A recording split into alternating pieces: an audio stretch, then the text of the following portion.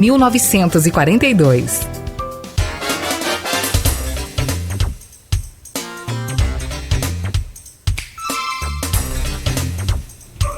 8h38, de volta com Folha no Ar, primeira edição. Hoje o jornalista Luiz Abreu Barbosa e eu, Cláudio Nogueira, estamos aqui com a participação do stream também, que é praticamente impossível de acompanhar aqui em tempo real, né? Há um número alto ali de comentários, algumas perguntas, a gente vai aproveitando o que a gente conseguir aqui, passa para o prefeito, mas o maior tema aí foi abordado agora, pelo menos do nosso stream aí no Face, foi com relação ao pagamento.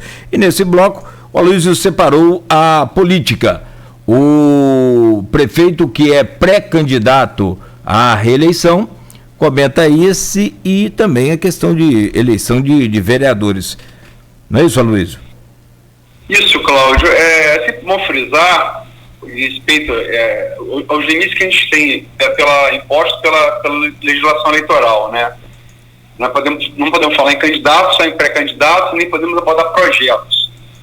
Tampouco falar em pesquisas que não tenham sido registradas. Então, esses limites e legislação se discute, se cumpre, né? Dentro desses limites, Rafael, eu acho que a pergunta do Cláudio no último bloco poderia abrir. Você quer fazer, por favor, Cláudio? Para o ouvinte que tem entrado agora. Sim. Para quem está acompanhando a gente aí, e já há um tempo, prefeito, eu não vou precisar a data, mas a deputada federal Clarissa Garotinho participou conosco aqui também, assim, em videoconferência, e ontem, mais uma vez, o seu irmão Vladimir Garotinho, e eles falaram a mesma coisa, que até hoje não receberam nenhuma solicitação do senhor no sentido de angariar recursos para o município de Campos. Eu gostaria que o senhor comentasse sobre isso. Cláudio, se não fosse triste, eu vou dizer até que seria engraçado, né, o posicionamento deles dois. Primeiro que eles demonstram claramente que não foge do DNA, isso aí é a cara do pai deles, né? Tudo é culpa dos outros, se eu não faço porque os outros não deixaram, se eu não realizei, aquele chororô de sempre, os outros sempre erram e a gente nunca, né? E um outro ponto também, né, eles deviam ter um mínimo de compromisso de tentar trazer para a cidade tudo aquilo que a mãe dele retirou daqui, né? Por que eles não tentam trazer os mais de 400 milhões que eles retiraram do Prévio Campos? Por que eles não tentam trazer o recurso que eles pegaram de empréstimo, que todo mês fora uma ação judicial que se conseguiu há pouco tempo, para impedir esse pagamento nesse momento de pandemia, que todo mês eu sou obrigado a pagar do empréstimo? Então, se eles tivessem um mínimo de compromisso com a cidade, eu vou tentar devolver um pouco para Campos aquilo que a minha mãe muito mal administrou quando tinha dinheiro de sobra. Então, esse era um segundo ponto que eles poderiam pensar. Eu dialogo com quase todos os deputados, né, que têm relação direta com a nossa região, né, sejam eles deputados estaduais, sejam eles deputados federais. Por exemplo, anteontem, desde já agradecer muito, quem entrou em contato comigo pelo celular foi o deputado federal Felício Laterça.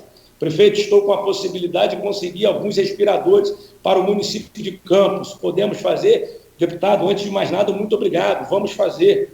Deputada Rosângela Gomes, eu nunca estive pessoalmente com a deputada Rosângela Gomes, deputada federal Rosângela Gomes. Nos falamos na semana retrasada, por intermédio do vereador Pastor Vanderly, quando ela fez o meio de campo, que a gente conseguiu 10 respiradores e 10 monitores de forma gratuita, numa parceria com o município do Rio de Janeiro. Está aí mais uma ação de deputado federal responsável que buscou ajudar a região, buscou ajudar a necessidade.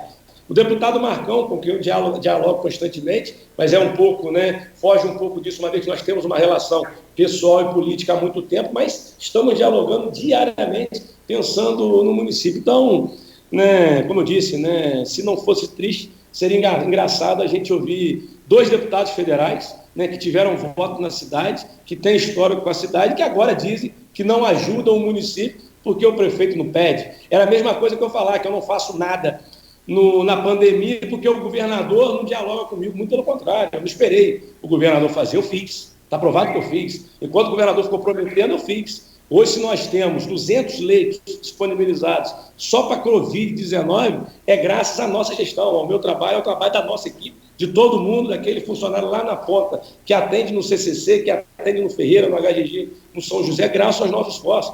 Nós não ficamos chorando. A gente cobrou e cobra do governo, que é a responsabilidade dele, enviar leitos e garantir respiradores para o nosso município. A gente não ficou chorando, botando na conta, porque o governador não pediu para o governador aquilo. A gente fez. Então a gente lamenta uma atitude como essa, mostrando que o compromisso talvez não seja com a cidade, que na minha opinião nunca foi.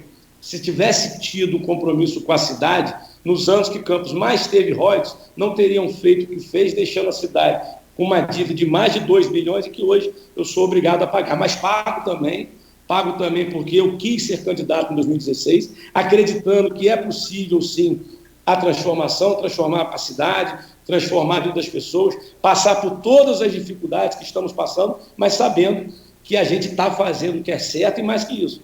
A gente está fazendo o que é possível pela cidade, pelos nossos cidadãos. Talvez não haja um reconhecimento agora, porque o cidadão como um todo ele não consegue compreender, né, que a gente não tem mais o dinheiro que tinha antes. Imagina, né, uma família que sempre teve recurso e do nada perde. Aquela criança que foi criada tendo recurso em abundância, ele não vai entender que o pai faliu da noite para o dia. A mesma coisa com a cidade de Campos. A gente leva tempo para o cidadão como um todo compreender que nós não temos mais dinheiro, que nós não temos mais o recurso que tínhamos antes.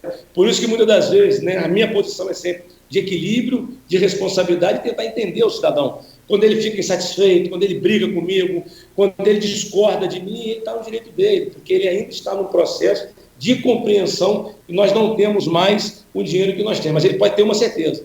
Ele tem um prefeito que, muito antes de pensar no processo eleitoral, pensa em cuidar da cidade. Um prefeito que toma as decisões difíceis, que traz todo esse desgaste, mas que faz pensando no melhor para a cidade, que você consegue reconhecer a curto prazo, alguns vão conseguir reconhecer a médio prazo e outros lá na frente, mas que vão reconhecer o trabalho de muito esforço, de muita coragem que a gente está fazendo para administrar a nossa cidade. Rafael, entrevistou aqui, vou recapitular de novo, com o Cláudio. Arnaldo participou da entrevista com o Caio e não participou ontem do Vladimir. E claramente os dois bateram assim, muito em você, fizeram muitas críticas, centraram. Eu até tive que no último bloco falar com o Caio, você não vai falar sobre o Vladimir também? E fiz a mesma coisa com o Vladimir ontem.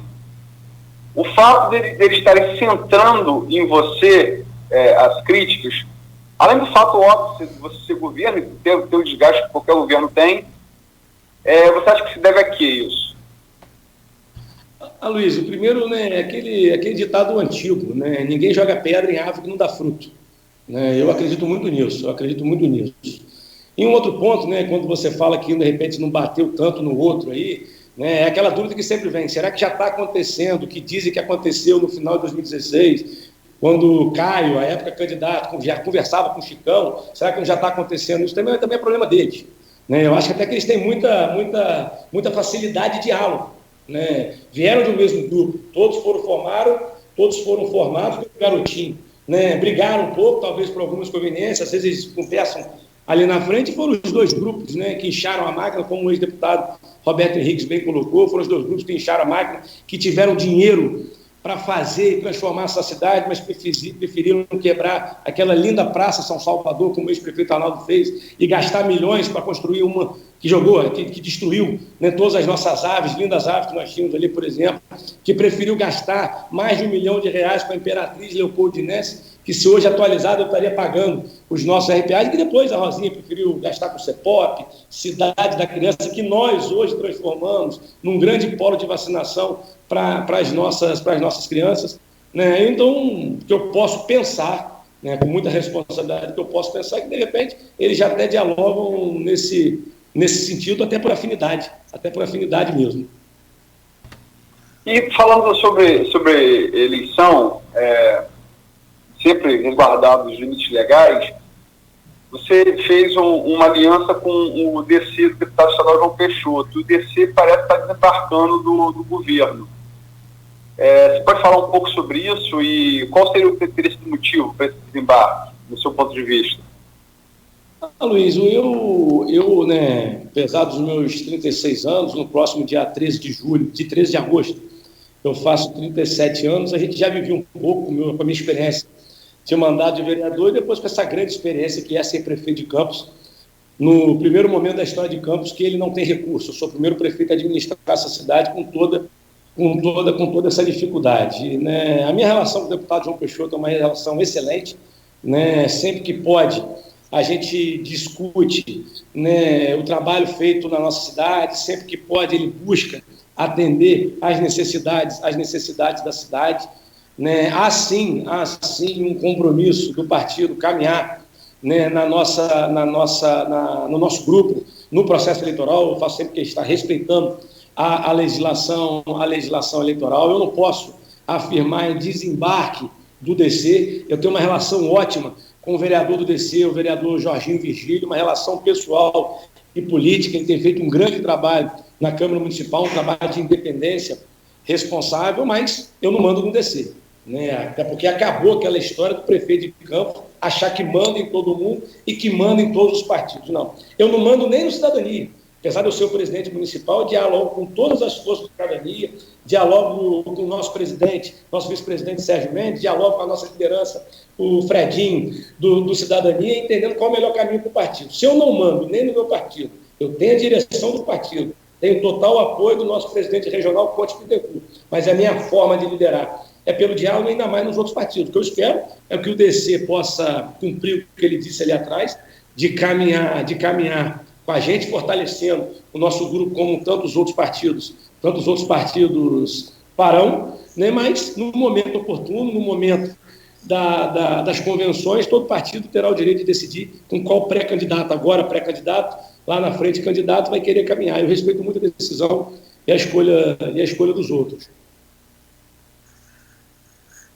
Você, por seu governo, é inevitável, está num momento de crise financeira. A gente falou aqui dos números, você falou, eu falei da matéria de José Matias, de agosto do ano passado, que fez aí uma matéria muito explicativa e com muita base, muita pesquisa, comparando os 8 anos de Rosinha com os seus 2 primeiros anos e meio, e é nítida. Quer dizer, isso sem IPCA naquela época era 1/3 e hoje é menor, né, que caiu a arrecadação das receitas de petróleo, sobretudo PE.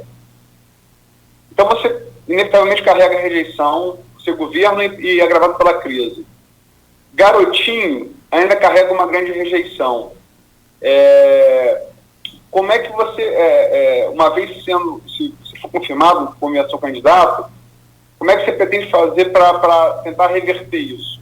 E como você acha que essa rejeição pode atrapalhar um pré-candidato como Vladimir? Aloysio, primeiro que é mais uma eleição que eu vou como agora, né, pré-candidato a prefeito, em situação adversa, né? São situações diferentes, mas ainda adversas comparando com 2016. Eu me lembro, com certeza, em 9 de julho de 2016, ninguém diria que eu ia ganhar as eleições. Com certeza ninguém diria. Eu lembro dos argumentos. Rafael não vai ter partido, Rafael não vai ter partido que o apoie, Rafael não vai ter candidato a vereador que o apoie, Rafael não tem tempo de TV, Rafael não tem isso, Rafael não tem aquilo. Todo mundo, né, a grande maioria dizia isso, e nós chegamos e vencemos a eleição. Quer dizer que você vai vencer? Não é isso que eu estou querendo dizer. Quer dizer que nós temos sim chances de vencer. Obviamente que o cidadão que nos escuta aqui agora, mas primeiro, por que Rafael quer ser candidato? Simplesmente por um motivo. Nós estamos fazendo, eu estou fazendo o que tem que ser feito em Campos. Pode ajustar aqui, pode ajustar ali, posso discordar com isso, posso concordar com aquilo, talvez eu fizesse diferente, mas dentro de uma realidade financeira que nós estamos vivendo, e não sou eu que estou criando essa realidade financeira, os números estão aí, você comparou muito bem, né, nessa reportagem da Folha, a gente está falando até o ano passado de 1/3 do que antes arrecadava, só em participação especial, que hoje é muito menos, porque houve queda, sim, da nossa participação. E com muito menos recursos a gente vem fazendo o que tem que ser feito. Por isso que eu sou candidato a prefeito, né? Porque pré-candidato a prefeito, por isso que eu sou pré-candidato a prefeito, entendendo que a gente tem que continuar fazendo o que a gente tem que fazer. Bom, o processo eleitoral ele está se aproximando. Eu acredito, sem dúvida nenhuma, que os debates vão acontecer e eles têm que acontecer. E nos momentos dos debates, nós teremos a oportunidade de confrontar os números, de confrontar as ações. Eu tenho os números da nossa cidade, eu sei o que é ser prefeito de Campos hoje, com a nossa cidade, sem recurso nenhum, nós vamos apresentar. E eu acredito muito no bom senso da nossa população, né, que vai conseguir parar e vai conseguir enxergar. Para aí, quanto de dinheiro o Campos tinha lá atrás? Quanto de dinheiro o Campos hoje tem? O que vem acontecendo? O que não vem acontecendo? Sem dinheiro, tem o Hospital São José. Sem dinheiro, tem a UBS Travessão. Sem dinheiro, tem a escola em tempo integral. Sem dinheiro, acabou a aprovação automática. Sem dinheiro, o aluno hoje recebe uma merenda de qualidade. Sem dinheiro, ele tem mais aula de português e matemática. Sem dinheiro, a gente consegue avançar e avançar muito. Sem dinheiro, nós estamos enfrentando o maior desafio de todos, o maior desafio de todos os gestores, que é o enfrentamento da pandemia. Sem dinheiro, Aloysio, ainda que com alguns dias, às vezes, de atraso, a gente consegue manter em dia o pagamento do nosso servidor efetivo. Sem dinheiro, a gente consegue manter em dia o pagamento do nosso servidor efetivo, ainda que com alguns dias de atraso, que a gente vai regularizar hoje, ao longo do dia. Então, esses números todos vão ser colocados na mesa, vão ser colocados no debate. Nós precisamos enfrentar esse debate, tem que ter coragem de falar a verdade. Muitos compromissos que eu buscava realizar quando eu apresentei a minha candidatura lá em 2016 é que, com base nos números que nós tínhamos, a gente achava que era possível tantas outras coisas. Eu achava que a gente fosse ter pelo menos não os 2.400, 2 bilhões e 600 que Rosinha teve, por exemplo, a ex-prefeita Rosinha teve, que o ex-prefeito Arnaldo Viana teve. Isso não, mas eu achava que pelo menos uns 2 bilhões a gente teria. Quando não, na verdade, só aconteceu isso em 2018. 2017 foi 1.600, em 2019 1.800 quase, e agora a gente deve estar batendo aí 1.700 no ano de 2020. A gente esperava se tivesse um pouco mais de dinheiro. E nós provamos em 2018 que com 2 bi a gente faz a cidade acontecer sem atrasar nenhum pagamento, sem atrasar nenhum repasse, sem atrasar nenhum repasse. Eu lembro quando dizia, quando a gente ganhou a eleição em 2016, Rafael só paga a folha do servidor até abril de 2017. Quantos não diziam isso? Já passamos de abril de 2020 e hoje, sexta-feira, 9 de julho, a gente está começando a regularizar e fazer o pagamento dos nossos servidores efetivos. Então, o processo eleitoral ele vai chegar, nós teremos a oportunidade de debater, eu quero debater com todo mundo, eu quero que todo mundo apresente as soluções mágicas, não há solução mágica. Eu compreendo o cidadão que fica triste, eu compreendo o cidadão que muitas das vezes fica desmotivado. Poxa, Rafael, eu acreditei que você fosse fazer isso, eu acreditei que você fosse fazer aquilo. Eu compreendo aquele cidadão, aquela cidadã que muitas das vezes passa até um pouco do limite, tendo um pouco de raiva da minha pessoa. Será que eu também não teria se eu estivesse do outro lado? Será que eu também não teria se eu tivesse votado naquele candidato a prefeito que apresentava uma esperança e, de repente, ele não conseguiu fazer tudo aquilo que eu esperava que ele fosse fazer? Mas é com esse cidadão que eu também quero dialogar. É com esse cidadão que eu preciso dialogar para dizer para ele, tudo bem, talvez eu não tenha feito tudo que você achou que eu fosse fazer. Mas será que a gente consegue resolver 30 anos de bagunça em 4 anos? Será que a gente precisa de mais um pouco para tentar reverter isso tudo? E o mais gostoso dessa história, Luiz, é isso. Né? Eu não seria hoje pré-candidato a prefeito de Campos se eu não tivesse a certeza do que a gente está fazendo.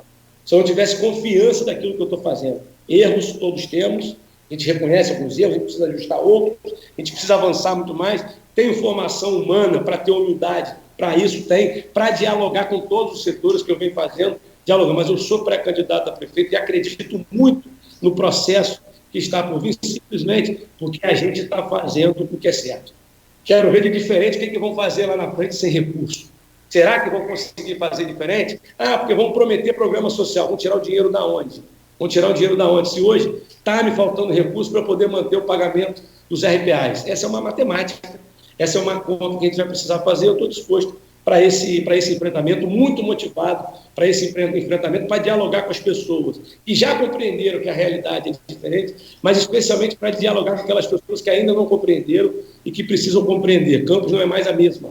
Campos não é mais a mesma e a gente precisa ter coragem para enfrentar. Eu tenho muito orgulho quando eu olho para o meu filho e que hoje, Aloysio, infelizmente, né, hoje é um dia muito especial. Rodrigo hoje completa 2 anos, né, dia 10 de julho. Queria até fazer uma lembrança. Hoje completaria aniversário também, faria aniversário hoje o ex-deputado falecido, amigo Juviano também, mandar um abraço para os filhos dele, para o Bruno, para a Laura, para o Gabrielzinho, para a esposa Andréia, né, que hoje Gil estaria completando aniversário, e hoje, felizmente, é aniversário do meu filho Rodrigo. Quando eu olho para ele, eu falo, olha, você vai ter orgulho um dia de saber que seu pai foi prefeito no momento mais difícil da história de Campos, mas que ele teve coragem de tomar as decisões que são necessárias. Isso que eu preciso. Talvez eu voltaria para casa decepcionado comigo mesmo, se eu não tivesse coragem para fazer.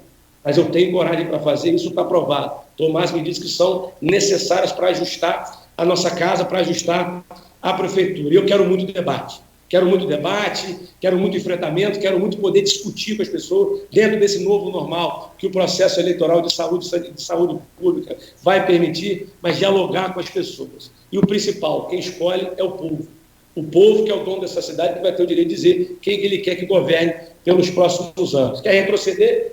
Voltar aqueles que fizeram isso tudo com a cidade, ou a gente quer continuar avançando no processo de transformação, ele vai escolher. E eu vou estar com muita coragem, muita disposição, muita vontade, muito ânimo para poder apresentar todos esses números e esses projetos.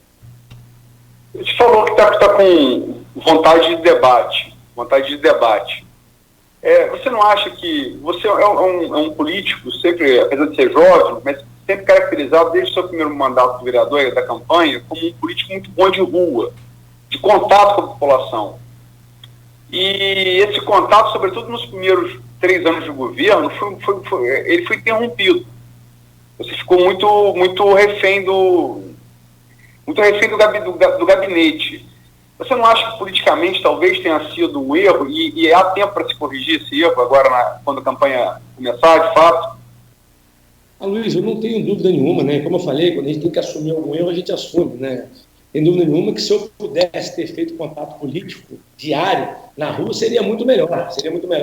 Nessas 2 semanas que eu passei em casa, em isolamento social, trabalhando muito e trabalhando pelo telefone, teve um dia que eu tomei um puxão de orelha de Renata, que ela falou assim, pelo menos agora, se você para um pouquinho para cuidar de você, ao invés de só cuidar da cidade. Aí eu tive que parar um pouquinho para ouvir a esposa, que eu escuto, né? Meu diálogo é constante com a minha esposa Renata.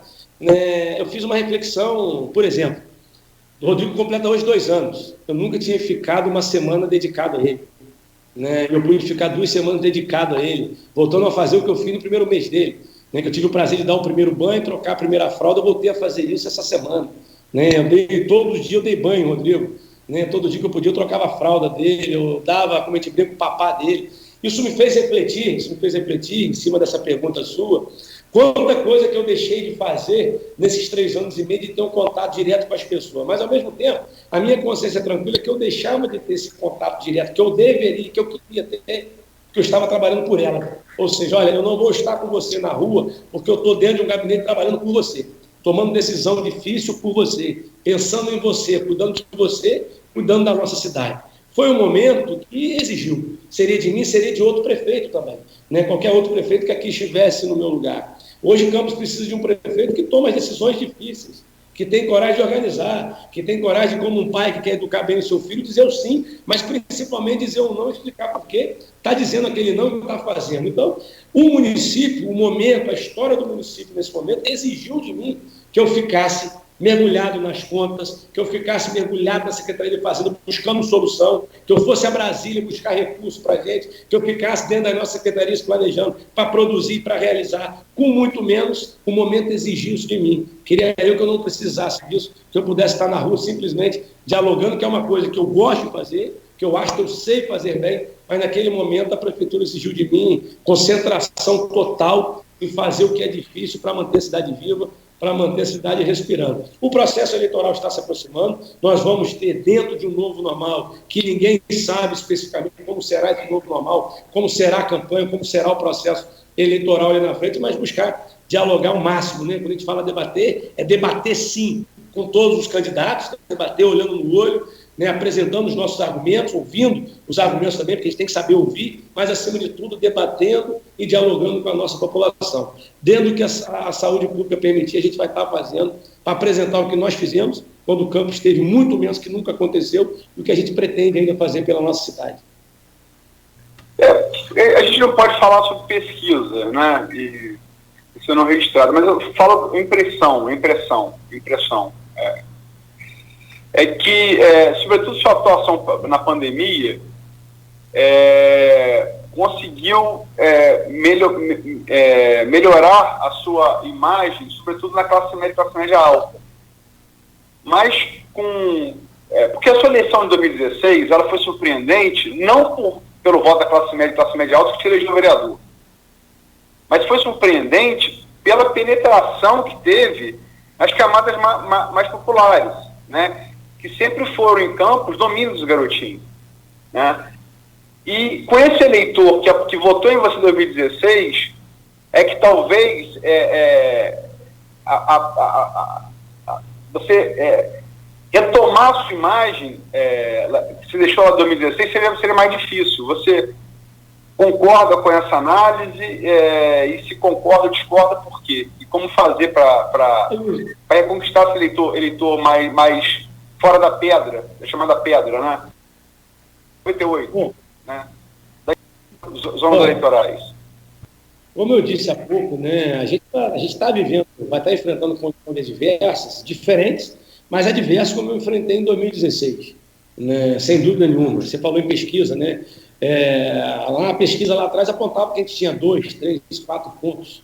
Isso foi com certeza no mês de julho de 2016. A gente foi crescendo no processo eleitoral. Um outro ponto é que, apesar de existir no mundo como um todo as diferenças de classes sociais, eu governo para todo mundo, né? Eu governo para todo mundo, né? Alguns vão sentir mais em alguns momentos, outros vão sentir menos, outros vão sentir mais e menos em outros momentos. Faz parte, dependendo, né, do campo de ação daquele momento do governo, né? A gente realmente, como você colocou, foi uma eleição histórica que nós vencemos, né? Vencemos em todos os cantos do município, né? E conversar com essas pessoas, né? Dizer, olha, eu não pude manter os programas sociais que eu mantive durante os primeiros 6 meses, porque depois faltou recurso. Mas eu escolhi privilegiar, priorizar, por exemplo, o pagamento do servidor. Porque eu pagando o servidor, eu estou cuidando do professor, eu estou cuidando da professora, da sua escola, eu estou cuidando do enfermeiro, do técnico de enfermagem, eu estou cuidando do médico que cuida do seu hospital, que cuida da sua UBS, eu estou priorizando pagar a merenda para que seu filho tenha uma merenda de qualidade, eu estou indo buscar recursos para poder comprar medicamento, para poder ofertar medicamento, um esforço hercúleo, para atender a sua família, para atender a você lá na ponta. São prioridades que a gente precisou eleger para poder garantir um mínimo. Todo o recurso que a gente consegue para poder manter a limpeza da cidade. Antes, um contrato tinha 12, custava mais de 12 milhões.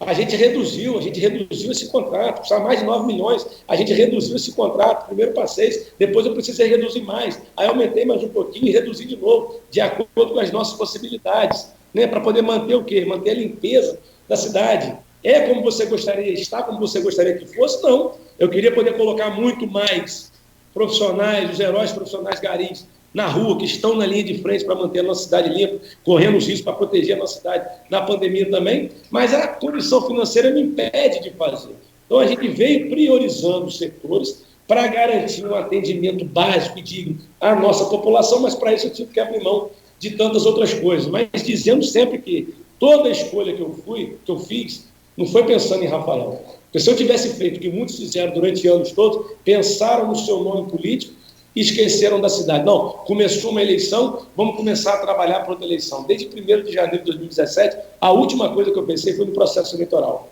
Falei, eu vou tomar todas as decisões que precisam ser tomadas para cuidar da nossa cidade. E essa é a questão. Se você quer ser prefeito de Campos, você tem que entender que você vai abrir mão de muita coisa, você vai abrir mão de muito sonho para cuidar da cidade. E eu priorizei o sonho das pessoas, priorizei cuidar da cidade muitas das vezes, dizendo, ó, isso aqui eu não posso por causa disso, isso aqui eu posso por causa disso agora. Lá na frente, depois que a gente ajustar, a gente vai poder melhorar e vai poder fazer. Esse é o meu objetivo. O que não pode é ter medo.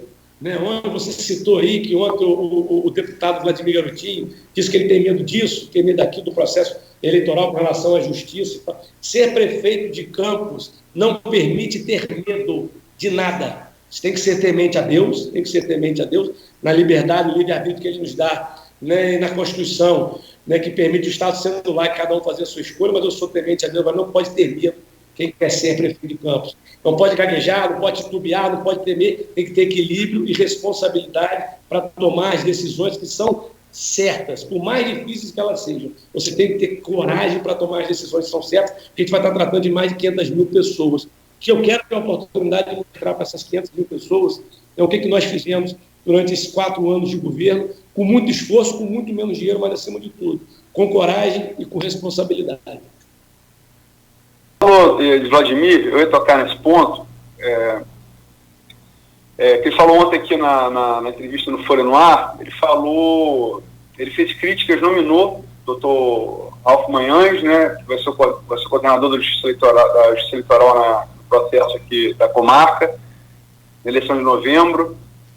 Ele não citou nominalmente, mas se referiu diretamente ao delegado federal Paulo Cassiano, que vai coordenar a fiscalização da Polícia Federal também são campos em mais de 17 municípios, nos 8 municípios no todo, e também o juiz estadual Glauceni Oliveira, que Glauceni respondeu mais detalhadamente, o Ralf foi mais sucinto, falou que o juiz eleitoral só se manifesta nos autos e o Cassiano preferiu não responder.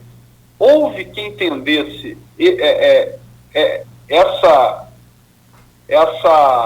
essas críticas de Vladimir como uma tentativa, talvez, de criar suspeição, tentar criar um teflon prévio para a eleição. Como é que você, que é advogado, como é que você encara isso? Olha, eu entendo, Luiz, fazendo parte de um poder, que é o Poder Executivo, tive muita honra de ter feito parte também do Poder Legislativo na Câmara Municipal durante 4 anos, entre 2012 e 2016, eu entendo que, antes de mais nada, para termos respeito ao poder onde estamos, nós temos que respeitar todos os outros poderes. Para termos respeito à instituição onde estamos, nós temos que respeitar todas as instituições. Na minha formação humana e também profissional como advogado, eu entendo isso. Acho que todas as instituições têm que cumprir o seu papel e, quando envolver uma questão processual ou jurídica, responder no processo. Se há uma decisão judicial e você não concorda, você tem que recorrer. Respeita aquela decisão, cumpre aquela decisão e, se não concordar, recorre aguardando uma nova decisão que seja favorável a você.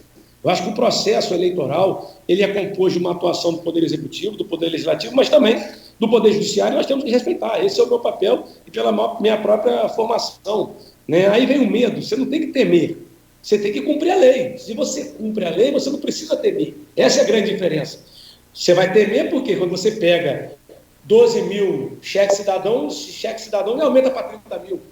Não é temer, é não fazer a besteira que foi feita. A irresponsabilidade, o crime que cometeram. É não pedir voto, não ter relação com uma ação ilícita, se você sabe que isso é ilegal. Aí você tem que realmente temer. É só você fazer o certo que você não precisa temer. Essa é a grande questão. Que não pode ficar criando factoides ou criando situações adversas para, desde agora, começar a se vitimizar. Não. O mesmo processo, o mesmo Poder Judiciário que estará à frente do processo eleitoral, para ele, será para mim, será para os outros pré-candidatos, será para todo mundo. Cumprindo a lei, fazendo a nossa parte, a gente não tem o que temer. Quando vier uma decisão que seja contrária àquilo que pretendemos, cumpre essa decisão momentânea e recorre para tentar um outro resultado. Eu acho que o processo eleitoral, a gente tem que respeitar todo mundo, todos os atores do processo eleitoral e fazer a nossa parte acima de tudo. Cumprir a lei. Cumprindo a lei, não tem o que temer. Já passamos as 9 horas, mas eu tenho 2 coisas mais que perguntar a você. E pediram só você que fosse sucinto nas perguntas e você também nas respostas. Primeira, eleição a vereador. Eu acho que vai ser uma eleição, assim como para prefeito, uma eleição diferente, exatamente pela questão da pandemia. Sem dúvida nenhuma, a gente não sabe até que ponto, acredito que não esteja, o corpo a corpo esteja permitido, o número de reuniões que eu fiz para ser candidato, sendo candidato para vereador em 2012, a reunião ajuda muito, ter um contato direto com as pessoas, com a família das pessoas, então acho que isso será um fator muito diferente, será uma reunião de muita rede social, mais ainda de rede social, de ocupar esse espaço para você tentar dialogar, até porque nós vamos ter que cumprir as normas sanitárias, que acima de tudo é preservar a saúde e a vida das pessoas. A eleição de vereador, como sempre, é uma eleição dura. Eu já vi meu pai ganhar por 809 votos e já vi ele perder por 2 votos, quando ele quase triplicou a votação dele na eleição seguinte. Eu fui um candidato de última hora que fez mais de 4 mil votos quando achavam que eu fosse fazer 1.500 votos. Então, eleição, como toda eleição, uma caixinha de surpresa, e para vereador, sem dúvida nenhuma, é a eleição mais disputada de todas, Em qualquer bairro você tem mais de um vereador, mais de um candidato. Em muitas famílias, muitas das vezes, você tem mais de um candidato de uma própria família, obviamente uma família maior. Eu acho que, com certeza, quem está à frente de um mandato, né, tem né, um caminho mais tranquilo a percorrer em determinados pontos, que já fez muita coisa, já tem uma relação direta com o cidadão eleitor, mas também o eleitor ainda busca novos nomes, ainda busca novas alternativas, que abre uma janela para os novos nomes que estão se apresentando. Eu acho que vai ser uma eleição dura para todo mundo e, como eu sempre digo, Luiz, vota na urna, vota na urna. Eleição é trabalho, é trabalhar, é dialogar, é conversar com as pessoas, né, apresentar propostas, ouvir posicionamentos, é trabalhar dia a dia para você conseguir lá na frente um resultado na urna. Uma pergunta, uma outra pergunta, deixa eu abrir outro bloco com uma pergunta sua. Pode ser. Sobre a questão de internet, o prefeito acabou de falar agora aí, redes sociais, essa coisa toda, até por conta da pandemia. Pode ser? Perfeito. Então, Rafael, você foi o que mais soube usar, o que mais aproveitou e o que mais naturalmente colheu o resultado das redes sociais na última eleição, né?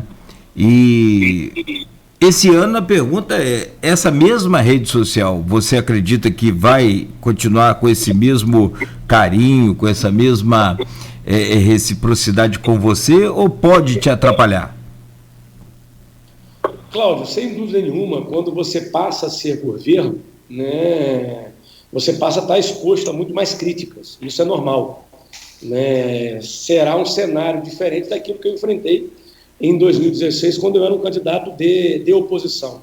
Mas ainda assim a internet, né, com os devidos problemas que ela traz, especialmente de fake news, que a gente tem que combater, todo mundo tem que estar comprometido em combater as fake news, mas é um cenário muito fértil para trabalharmos, para poder dialogar. Olha a oportunidade que a gente está tendo nesse momento de pandemia, de estar participando de um programa pela internet, que tem acesso, né, programa de rádio, que a pessoa consegue ter acesso pela internet, ou seja, olha quanta coisa importante a gente já debateu. Então, o cenário, o campo é fértil, vamos trabalhar como nós trabalhamos em 2016. Ninguém nunca tinha trabalhado em campos, em rede social, como nós trabalhamos em 2016. Fizemos a diferença, sim, porque a nossa equipe de comunicação de campanha fez um trabalho excelente. Quando a gente entrou nesse terreno que ainda era desconhecido por muitos, a gente obteve êxito nesse terreno e vamos trabalhar. Não será, tenho certeza que não será a mesma tranquilidade que foi em 2017, mas é um terreno de todo mundo e que todo mundo tem que estar brigando, todo mundo tem que estar lutando, batalhando e, acima de tudo, debatendo com responsabilidade os projetos para a cidade. Vou chegar então à minha última pergunta, são 9h16, a minha última pergunta. O que você faria diferente, se pudesse voltar no tempo, lá no início de 2017, 1º de janeiro de 2017, quando você assumiu o governo? E você vê na experiência agora, que é a Covid, que faz, você mesmo disse no primeiro bloco, faz a pessoa refletir bastante, né? Você vê de experiência pessoal com a Covid, você falou no primeiro bloco, que fez você refletir bastante. E porque é aquela perspectiva, você teve uma chance que as pessoas não tiveram, né? Como Joviana, como Macou, por exemplo, para ficar só na política de Campos.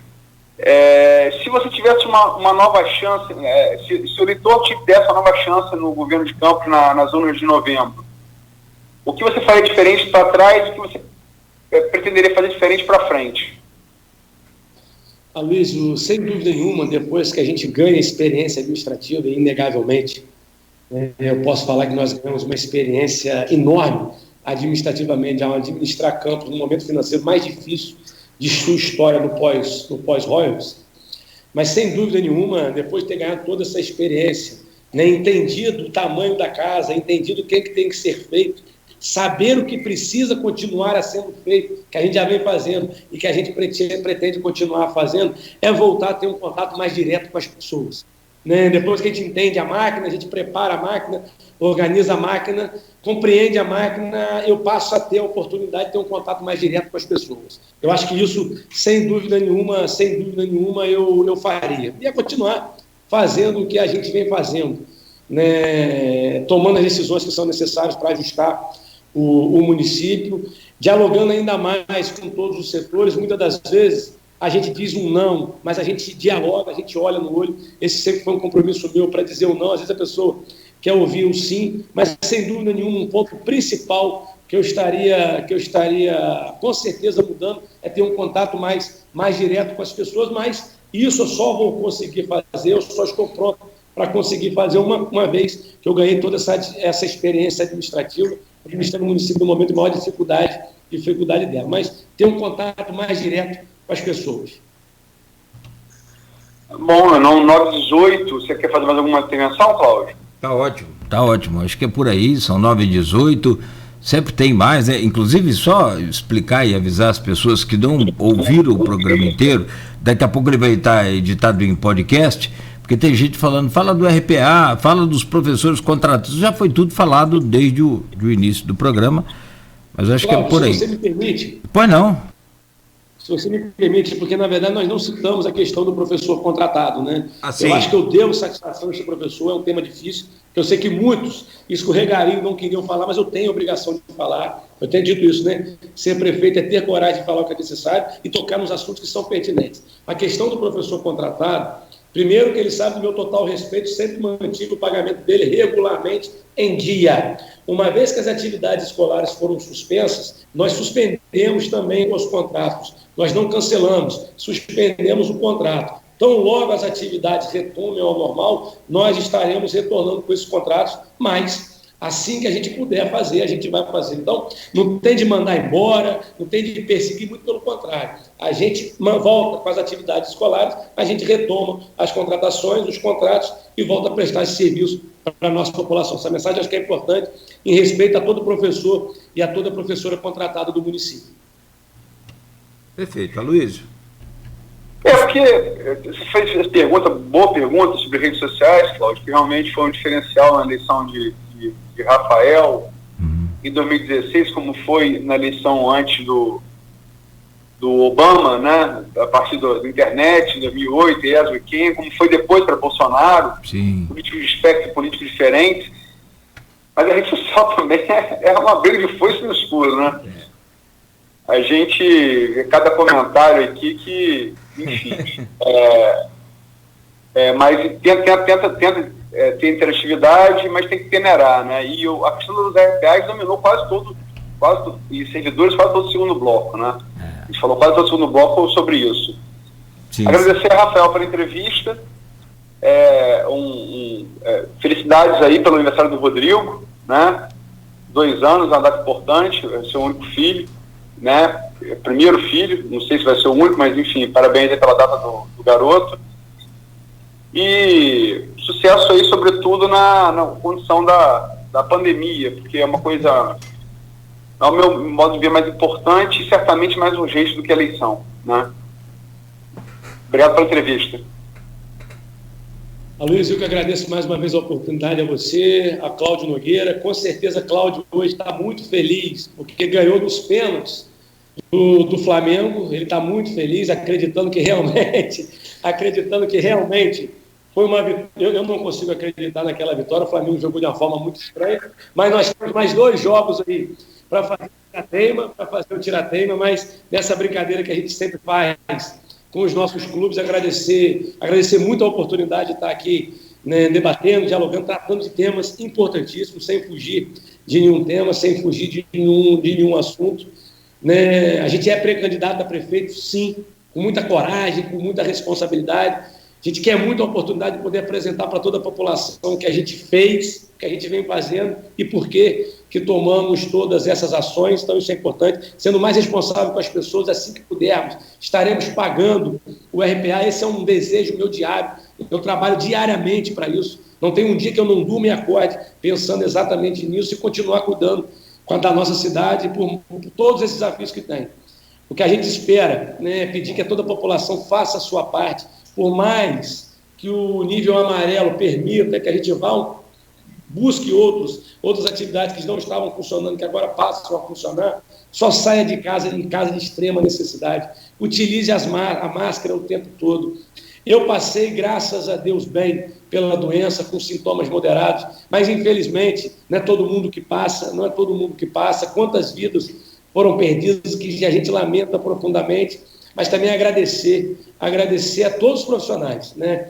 Não que não sejam da saúde, mas também os que estão na linha de frente da saúde, que faz com que a gente enfrente com muita coragem e mostrando resultado nesse enfrentamento da pandemia. O município tem feito o seu papel. Eu tenho muito orgulho de poder dizer que no momento mais difícil da história do mundo nos últimos tempos, a Prefeitura de Campos, a nossa gestão, faz o seu papel para cuidar da saúde e da vida da nossa população. E se eu puder finalizar, né, que o momento mais difícil da pandemia, no meu caso específico da Covid-19, foi quando eu tive a notícia do falecimento do Dr. Macu. Né? Então, eu queria finalizar minha participação só prestando uma homenagem a ele, à sua esposa Vera, aos seus filhos, na pessoa especial do seu filho Felipe. Eu não acredito ainda que eu não vou encontrá-lo. Eu acho que ainda ele vai entrar lá no gabinete com aquela voz grossa dele, falando o que ele pensa, dando um beijo, dando um abraço, como sempre fizemos. Então, se vocês me permitem, eu queria terminar fazendo essa homenagem a ele, né? Uma homenagem de carinho, uma homenagem de respeito por tudo que ele sempre representou, né, na história da medicina do nosso município e na história pública também do município. Toda vez que ele tentou, que ele foi candidato, foi acreditando sempre numa cidade melhor. E como disse o Murilo de Rex, colunista do Folha da Manhã, um grande amigo de Macu, com certeza Macu morreu sonhando e a gente tem que continuar de cabeça erguida com o sonho dele. Então, minha homenagem, meu carinho e minha eterna saudade de Dr. Macu. Perfeito. A homenagem a Macu mais do que merecida, né? Era um amigo muito querido, como eu já disse aqui, repito, devo o fato de estar vivo aqui, né? Uma falta, vai fazer muita falta para mim, para muita gente, para você, para Cláudio, para muita gente, ajudou muita gente, e o libanês era... Cascudo. Eu falava com ele, rapaz, você consegue ser mais direto que eu, que é difícil. Né? Vai deixar muita saudade. E marcou a história de Campos, com certeza. Merece todas as homenagens. Só um detalhe, Luiz, se você me permite. Né? Quando a gente estava optando pela beneficência portuguesa, uma das primeiras pessoas para quem eu liguei foi para ele. Eu lembro que eu liguei até para o celular da doutora Vera para conseguir falar com ele. E eu perguntei para ele, doutor, o senhor acha o que é ele? Vamos com tudo, que lá é o melhor lugar e sem dúvida nenhuma está provado que ele estava certo, né? Como sempre esteve, quando a questão era medicina, todas as suas decisões foram importantíssimas para o desenvolvimento da saúde do nosso município, e ele estava certo ali quando ele disse, Rafael, na Beneficência Portuguesa, pode fazer lá que vai dar certo, e hoje está dando certo, eu devo isso a ele também. Mais uma CCC, né? O libanês era diferente, era um cara diferente. E você colocou uma coisa muito interessante, inteligente e foi pontual. Ele fez muito mais, né, por Campos sem ser prefeito. Eu escrevi isso. Foi imagina que todas as pessoas que foram prefeitos, prefeito aqui. Não deixou de fazer. E como fez? Sim, Luiz.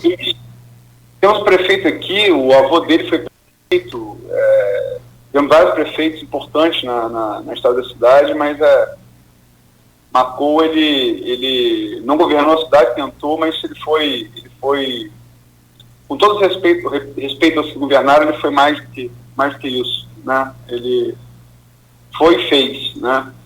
E a coisa da medicina também, que é salvar vidas, né? É um cara que vai fazer muita falta. Perfeito.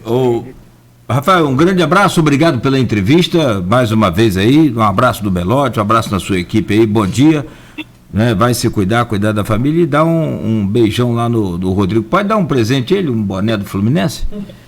Pode dar, não vai usar. A gente não vai negar, não vai usar, porque aqui, como dizia papai, tem que ser flamenguista, aqui não tem jeito, tem que ser flamenguista. Aqui, isso não tem diálogo, não. Aqui tem que ser flamenguista.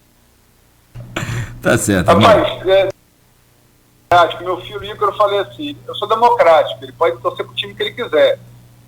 Se quiser comer, vestir roupa, eu pegar um cinema, mas vai ter que ser Flamengo, mas eu sou democrático, pode torcer pro que quiser.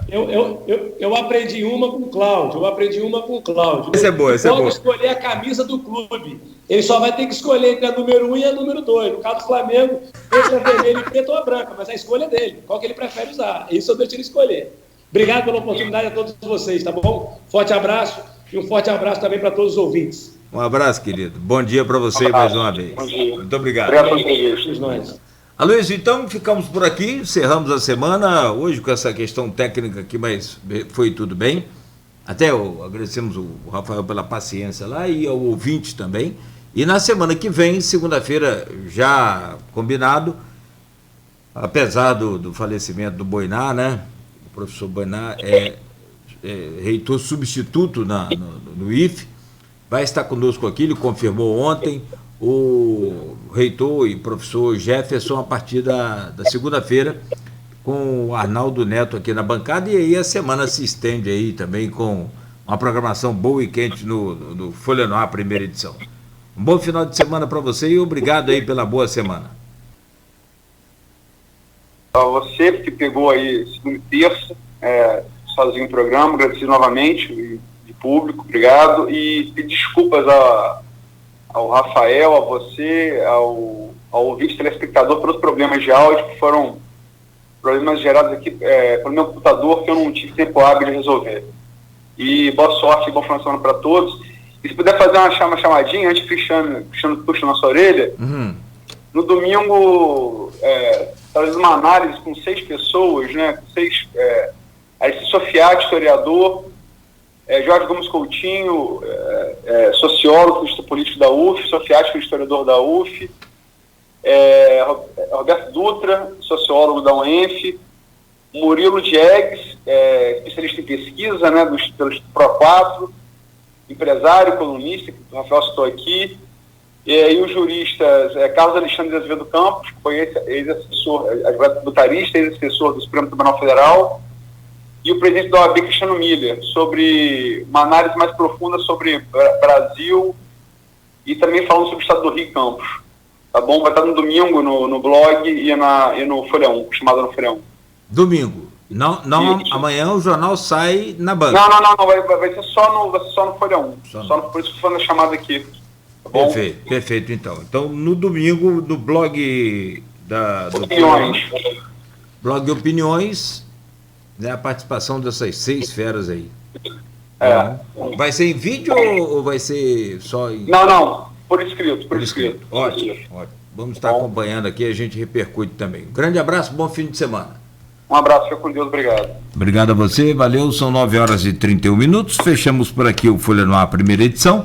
De hoje, desta semana, retornaremos na segunda-feira, oferecimento da Clínica Proteus e Laboratórios Plínio Bacelar. A Proteus